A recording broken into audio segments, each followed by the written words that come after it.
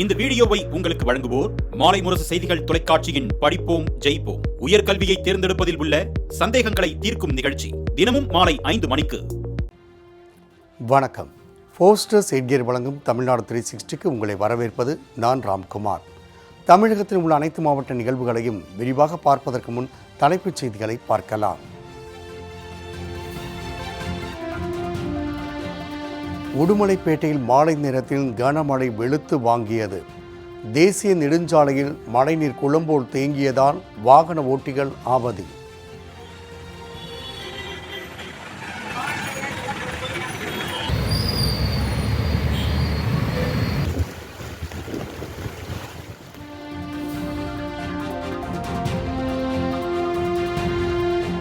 திண்டுக்கல்லில் தரமற்ற முறையில் புதிய தார்ச்சாலை அமைக்கப்படுவதாக புகார்.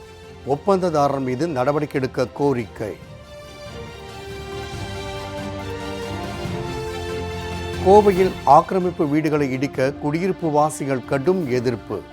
மாற்று இடம் வழங்கினால் மட்டுமே வீட்டை காலி செய்வோம் என திட்டவட்டம்.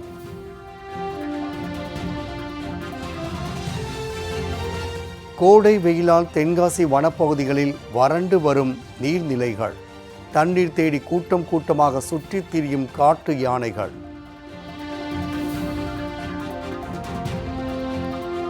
மயிலாடுதுறை மாவட்ட ஆட்சியர் அலுவலகம் முன்பு விவசாய சங்கங்கள் தொடர் காத்திருப்பு போராட்டம்.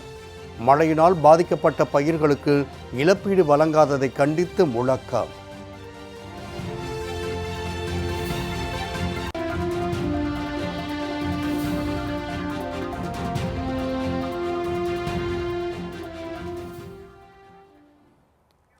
பொள்ளாச்சி உடுமலைப்பேட்டை தேசிய நெடுஞ்சாலையில் மழைநீர் குளம்போல் தேங்கியதால் வாகன ஓட்டிகள் கடும் அவதி அடைந்தனர். திருப்பூர் மாவட்டம் உடுமலைப்பேட்டையில் நேற்று காலை முதல் வெயில் கொளுத்தி வந்த நிலையில் மாலை நேரத்தில் சுமார் 40 நிமிடத்திற்கு மேலாக கனமழை வெளுத்து வாங்கியது. இதனால் தாழ்வான பகுதி மழைநீர் தேங்கிய நிலையில் பொள்ளாச்சி உடுமலைப்பேட்டை சாலையில் மழைநீர் சூழ்ந்தது. இதனால் அப்பகுதியில் போக்குவரத்து பாதிக்கப்பட்டு வாகனங்கள் ஊர்ந்து சென்றன. வடிகால் கால்வாயில் அடைப்பு ஏற்பட்டதே மழைநீர் தேங்க காரணம் என கூறப்படும் நிலையில் வடிகால் வாயிலை முறையாக தூர்வாருமாறு உடுமலைப்பேட்டை நகராட்சிக்கு பொதுமக்களும் சமூக ஆர்வலர்களும் கோரிக்கை விடுத்தனர்.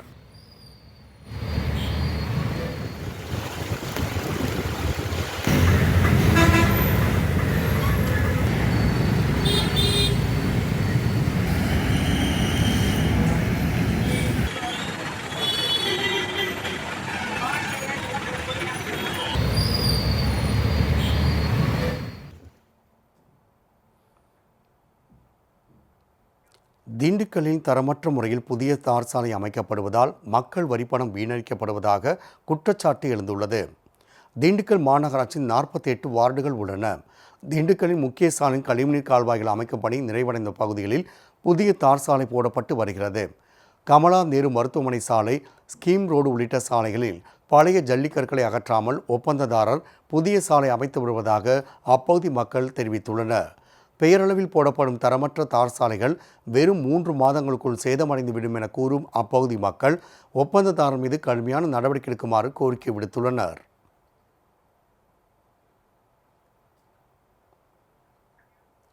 கோவையில் ஆக்கிரமிப்பு வீடுகளை அகற்ற வந்த அதிகாரிகளை முற்றுகையிட்டு குடியிருப்பு வாசிகள் வாக்குவாதத்தில் ஈடுபட்டனர். கோவை வடவள்ளி அருகே உள்ள கணபதி நகரில் 50க்கும் மேற்பட்ட குடியிருப்புகள் உள்ளன.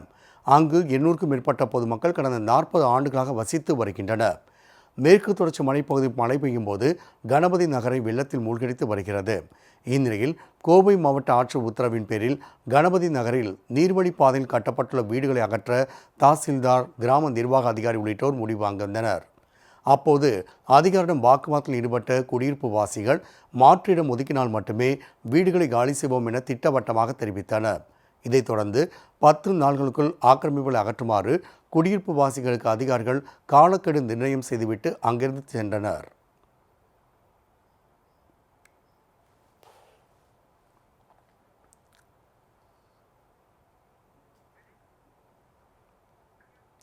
திண்டுக்கல் அருகே அரசு பள்ளி மாணவர்களை 2 கிலோமீட்டர் தொலைவிலிருந்து தண்ணீர் எடுத்து வர வைத்த சம்பவம் அதிர்ச்சியை ஏற்படுத்தியுள்ளது. திண்டுக்கல் மாவட்டம் தாடிக்கொம்பு அருகே மாரம்பாடியில் அரசு உயர்நிலைப்பள்ளி செயல்பட்டு வருகிறது. இங்கு 6 முதல் 10 வகுப்பு வரை ஏராளமான மாணவ மாணவிகள் படித்து வருகின்றனர். இப்பள்ளியில் காலை உணவு சமைப்பதற்காக தண்ணீர் இல்லாததால் மாணவர்களை தலைமை ஆசிரியர் தண்ணீர் எடுத்து வரச் சொன்னதாக தெரிகிறது. இதனால் மாணவர்கள் சைக்கிளில் சுமார் 2 கிலோமீட்டர் தூரம் பயணித்து குடங்களில் தண்ணீர் எடுத்து வந்துள்ளனர். மாணவர்கள் பள்ளிக்கு தண்ணீர் எடுத்து வரும் வீடியோ தற்போது வெளியாகியுள்ள நிலையில் தலைமை ஆசிரியர் மீது நடவடிக்கை எடுக்குமாறு பள்ளி கல்வித்துறைக்கு பெற்றோர்களும் சமூக ஆர்வலர்களும் கோரிக்கை விடுத்துள்ளனர்.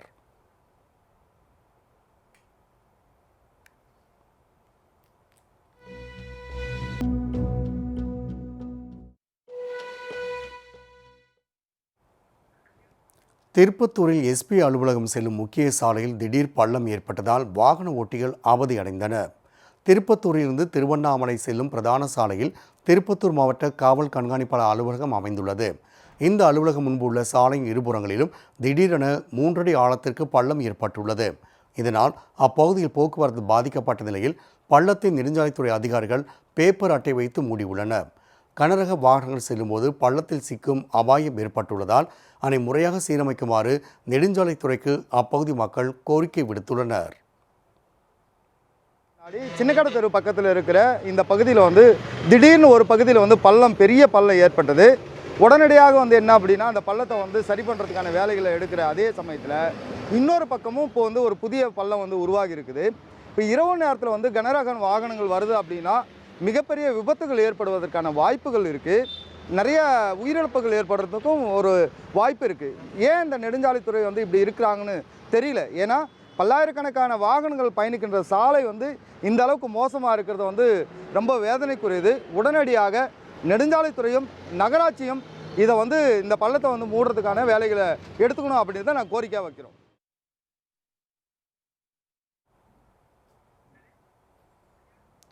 தென்காசியில் உள்ள வனப்பகுதியில் நீர்நிலைகள் வறண்டு வருவதால் காட்டு யானைகள் தண்ணீர் தேடி கூட்டம் கூட்டமாக அலைகின்றன. வெயிலின் தாக்கம் நாளுக்கு நாள் அதிகரித்து வருவதால் பல்வேறு இடங்களில் குடிநீர் தட்டுப்பாடு தொடர்ந்து அதிகரித்து வருகிறது. செழிப்பான மலை பிரதேசங்களை ஒட்டியுள்ள பகுதிகளில் தற்போது வெயிலின் தாக்கத்தின் காரணமாக கடுமையான தண்ணீர் பற்றாக்குறை நிலவி வருகிறது. இந்நிலையில் தென்காசியில் அதிகரித்து வரும் வெயிலின் தாக்கத்தால் மேற்கு தொடர்ச்சி மலைப்பகுதியில் உள்ள நீர்நிலைகள் வேகமாக வறண்டு வருகின்றன. மேக்கரை பகுதியில் உள்ள அடவிநயினார் கோவில் நீர்த்தேக்கத்தில் தண்ணீர் தேடி 10க்கும் மேற்பட்ட காட்டு யானைகளும் காட்டு எருமைகளும் உலா வந்தன. எதிர்வரும் நாள்களில் வனப்பகுதியில் தண்ணீர் பற்றாக்குறை ஏற்படும் என்பதால் விலங்குகளுக்கு தேவையான தண்ணீர் வசதிகளை செய்து தருமாறு வனத்துறைக்கு சமூக ஆர்வலர்கள் கோரிக்கை விடுத்துள்ளனர். பருவம் தவறி பெய்த கனமழையினால் பாதிக்கப்பட்ட பயிர்களுக்கு நிவாரணம் வழங்காத தமிழக அரசை கண்டித்து விவசாயிகள் தொடர் காத்திருப்பு போராட்டத்தில் ஈடுபட்டனர். மயிலாடுதுறையில் இவ்வாண்டு 1,70,000 ஏக்கரில் சம்பா சாகுபடி செய்யப்பட்டது. அறுவடை நெருங்கிய நேரத்தில் ஜனவரி மாதம் 17, 18 ஆகிய 2 தேதிகளில் மயிலாடுதுறையில் கனமழை கொட்டி தீர்த்தது. இதில் சுமார் 60,000 ஏக்கர் பரப்பிலான நெற்பயிர்கள் மழைநீரில் மூழ்கி சேதமடைந்தன. பாதிக்கப்பட்ட பயிர்களுக்கு நிவாரணம் வழங்கப்படும் என்று தமிழ்நாடு அரசு அறிவித்திருந்தும் இதுவரை நிவாரணம் ஏதும் வழங்கப்படவில்லை என கூறப்படுகிறது. இதை கண்டித்து மயிலாடுதுறை மாவட்ட ஆட்சியர் அலுவலகம் முன்பாக அனைத்து விவசாய சங்கங்களை சேர்ந்த விவசாயிகள் தொடர் காத்திருப்பு போராட்டத்தில் ஈடுபட்டனர். இப்போராட்டத்தில் 100க்கும் மேற்பட்ட விவசாயிகள் கலந்து கொண்டு தமிழ்நாடு அரசுக்கு எதிராக முழக்கங்களை எழுப்பினர். மழையின் காரணமாக 80,000 ஏக்கர் நிலம் சம்பா பயிர் அறுவடைக்கு தயாராக இருந்தது மிகப்பெரிய பாதிப்புக்குள்ளானது. அந்த நிலங்களில் விதைக்கப்பட்டிருந்த உளுந்து பயிரும் மிகப்பெரிய பாதிப்புக்குள்ளானது. இந்த பாதிப்பு உள்ளான பிறகு அமைச்சர் பெருமக்கள், அதிகாரிகள் எல்லோரும் பார்த்தார்கள், கணக்கெடுப்பு நடத்தினார்கள். ஆனால் பாதிக்கப்பட்ட விவசாயிகளுக்கு இதுவரை எந்த இழப்பீடும் வழங்கப்படவில்லை. வெந்த புண்ணில் வேலை பாய்ச்சது போல நிவாரணமும் கிடைக்கவில்லை. இப்போது இன்சூரன்ஸ் அறிவித்திருக்கிறார்கள் இந்த ஆண்டுக்கான. அந்த இன்சூரன்ஸ் யாருக்கு என்று சொன்னால் அந்த பாதிக்கப்பட்ட கிராமங்களுக்கு 0%, அதாவது எதுவும் இல்லை என்று இன்சூரன்ஸ் நிறுவனங்கள் அறிவித்திருக்கிறது. இது அந்த பாதிக்கப்பட்ட விவசாயிகளுக்கு மேலும் மிகப்பெரிய ஒரு பாதிப்பை உருவாக்கி இருக்கிறது. உத்தரவாதமான ஒரு முடிவை அரசு நிர்வாகம் அறிவிக்கின்ற வரை விவசாயிகளுடைய இந்த காத்திருப்பு போராட்டம் தொடரும் என்று இந்த நேரத்தில் திருச்சி மாவட்டம் துறையூர் அருகே ஆடுகளை தெருநாய்கள் கடித்து குதறி வருவதால் விவசாயிகள் அச்சமடைந்துள்ளனர். திருச்சி மாவட்டம் உப்பிலியாபுரம் காவல்நிலைய எல்லைக்குட்பட்ட தழுகை பாதர்பேட்டை பகுதியை சேர்ந்தவர் அறிவழகன். 2 ஏக்கர் விளைநிலத்தில் விவசாயம் செய்து வரும் இவர் அப்பகுதியில் பட்டி அமைத்து ஆடுகளையும் வளர்த்து வருகிறார். இரவு ஆடுகளை பட்டியில் அடைத்துவிட்டு வீட்டுக்கு சென்ற அறிவழகன் காலையில் வந்து பார்த்தபோது 4 ஆடுகள் தெருநாய்கள் கடித்து உயிரிழந்ததை பார்த்து அதிர்ச்சி அடைந்தார். அப்பகுதியில் செயல்பட்டு வரும் கோழி பண்ணைக்குள் இறந்த கோழிகளை வயல்வெளி வீசுவதால் தெருநாய்கள் தொல்லை அதிகரித்துள்ளதாக கூறப்படும் நிலையில் ஆடுகளை பாதுகாக்க உரிய நடவடிக்கை எடுக்குமாறு மாவட்ட நிர்வாகத்திற்கு விவசாயிகள் கோரிக்கை விடுத்துள்ளனர். ஃபோஸ்டர்ஸ் எட்கேரின் தமிழ்நாடு 360யில் அடுத்து வருவது உங்கள் ஊர் நிகழ்வுகளை விரைவாக வழங்கும் உள்ளூர் எக்ஸ்பிரஸ்.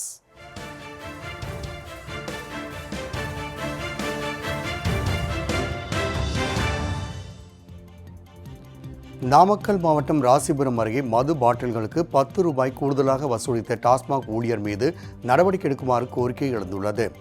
குருசாமி பாளையத்தில் டாஸ்மாக் நிறுவனத்திற்கு சொந்தமான மதுக்கடை அமைந்துள்ளது. அங்கு மது பாட்டிலுக்கு 10 ரூபாய் கூடுதலாக வாங்கப்படுவதாக தெரிகிறது. இதுகுறித்து கேள்வி எழுப்பிய விசைத்தறி தொழிலாளியிடம் டாஸ்மாக் ஊழியர் அப்படித்தான் வாங்குவோம், உங்களால் என்ன செய்ய முடியுமோ செய்து கொள்ளுங்கள் என்று தெரிவித்துள்ளார்.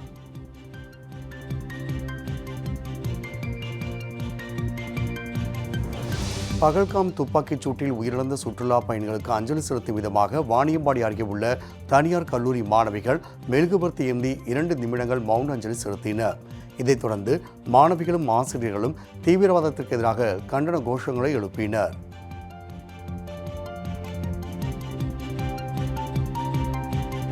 திருச்சியில் ஆர்டிஓவை நியமிக்க கோரி டிரைவிங் பயிற்சி பள்ளி உரிமையாளர்கள் மற்றும் பொதுமக்கள் காத்திருப்பு போராட்டத்தில் ஈடுபட்டனர். திருச்சி மேற்கு வட்டார போக்குவரத்து அலுவலகத்தில் வட்டார போக்குவரத்து அலுவலர் பணியிட மாற்றம் செய்யப்பட்டு 1.5 மாதங்கள் ஆன நிலையில் இதுவரை புதிய அலுவலர் நியமிக்கப்படவில்லை. இதனால் புதிய வாகனங்கள் பதிவு, வாகன தரச் சான்றிதழ், ஓட்டுநர் உரிமம் உள்ளிட்ட ஆவணங்களை பெற முடியாமல் பொதுமக்கள் அவதியடைந்து வருகின்றனர். திருவள்ளூர் மாவட்டம் பொன்னேரியில் சட்டமேதை அம்பேத்கரின் உருவச்சிலையை மறைக்கும் வகையில் பேனர் அமைக்க எதிர்ப்பு தெரிவித்து சிலை பராமரிப்பு குழுவினர் தர்ணா போராட்டத்தில் ஈடுபட்டனர். அம்பேத்கர் சிலையை மறைக்கும் விதமாக அரசியல் கட்சியினரும் தனிநபர்களும் பேனர் வைத்து வருகின்றனர். இதனை கண்டித்து போராட்டத்தில் ஈடுபட்ட சிலை பராமரிப்பு குழுவினர் பலமுறை புகார் அளித்தும் நகராட்சி நிர்வாகம் எவ்வித நடவடிக்கை எடுக்கவில்லை என குற்றம் சாட்டினர். தகவல் அறிந்து அங்கு வந்த பொன்னேரி நகராட்சி ஆணையர் புஸ்ரா வரும் காலங்களில் அம்பேத்கர் சிலை மறைக்கும் வகையில் பேனர் அமைக்கப்படாது என்று உறுதியளித்தார். மறைத்து பேனர்கள் வைக்கிறார்கள், அதை தடை செய்ய வேண்டும், அதற்கு ஒரு அறிவிப்பு பலகை வைக்க வேண்டும் என்று நாங்கள் இந்த சிலை அமைப்பு பராமரிப்பு குழு சார்பாக பதிவு தபால் மூலமாகவும் நேரடியாகவும் இந்த கோரிக்கையை வைத்தோம். இதனால் வரை நடவடிக்கை எடுக்கவில்லை. இன்று வரை அண்ணல் திருவுருவ சிலையை மறைத்து பேனர் வைத்துள்ளார்கள். அதை நான் வாட்ஸ்அப் குரூப்பிலேயே கூட காவல்துறைக்கும் அதிகாரிகளுக்கும் தெரியப்படுத்தி உள்ளேன். அதனால் தொடர்ந்து இந்த மாதிரி பேனர் வைப்பவர்களுக்கும் எங்களுக்கும் சில சண்டை சச்சரவுகள் வருகிறது. இதற்கு சம்பந்தப்பட்ட அதிகாரிகள் உடனடியாக தீர்வு காண வேண்டும் என்றால். தருமபுரியில் 100 டிகிரி கொளுத்தும் வெயிலில் மயில் தோகை விரித்தாடியது ஆச்சரியத்தை ஏற்படுத்தியுள்ளது. பாசரப்பட்டி பகுதியில் உள்ள விளைநிலங்களில் 20க்கும் மேற்பட்ட மயில்கள் கூட்டம் கூட்டமாக சுற்றித் திரிந்தன. உணவு தேடிக்கொண்டிருந்த ஆண்மயில் சுமார் 1 மணி நேரத்துக்கு மேலாக தோகை விரித்தாடியது. இவ்வழகிய காட்சியில் அப்போது மக்கள் ஆச்சரியத்தோடு பார்த்து ரசித்தனர்.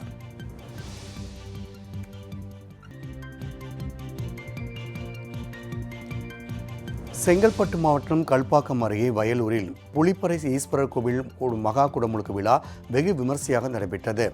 முன்னதாக கோவில் வளாகத்தில் 4 கால யாக பூஜைகள் நடத்தப்பட்டன. இதைத் தொடர்ந்து கலங்கள் புறப்பாடாகி கோவிலை சுற்றி வந்து விமான கோபுரத்திற்கு கொண்டு செல்லப்பட்டது.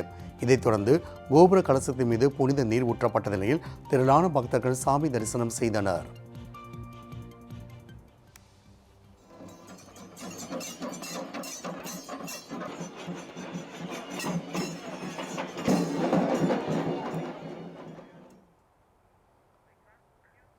ஃபோஸ்டர்ஸ் எட்கேர் வழங்கும் தமிழ்நாடு 360யில் மாவட்டத்தில் நடைபெற்ற விளையாட்டுச் செய்தியை வழங்க வருகிறது விளையாட்டுக் களம்.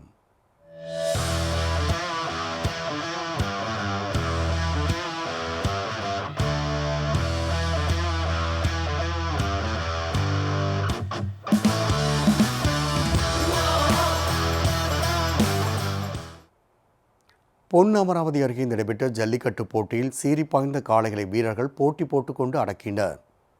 புதுக்கோட்டை மாவட்டம் பொன்னமராவதி அருகே கொண்டையம்பட்டி அக்காண்டி அம்மன் கோவில் அமைந்துள்ளது. அங்கு திருவிழா நடைபெறுவதை முன்னிட்டு ஜல்லிக்கட்டு போட்டிக்கு ஏற்பாடு செய்யப்பட்டது. இதில் மதுரை, சிவகங்கை, தஞ்சாவூர், திருவாரூர், திருச்சி, திண்டுக்கல் உள்ளிட்ட பல்வேறு மாவட்டங்களைச் சேர்ந்த 850 காளைகளும் 300 மாடுபிடி வீரர்களும் கலந்து கொண்டனர். இப்போட்டியை இலுப்பூர் வருவாய் கோட்டாட்சியர் அக்பர் அலி கொடியசைத்து தொடக்கி வைத்தார். 8 சுற்றுலா போட்டி நடைபெற்ற நிலையில் வாடிவாசலிருந்து சீறி பாய்ந்த காளைகள் வீரர்களை முட்டி அந்தரத்தில் பறக்க விட்டன.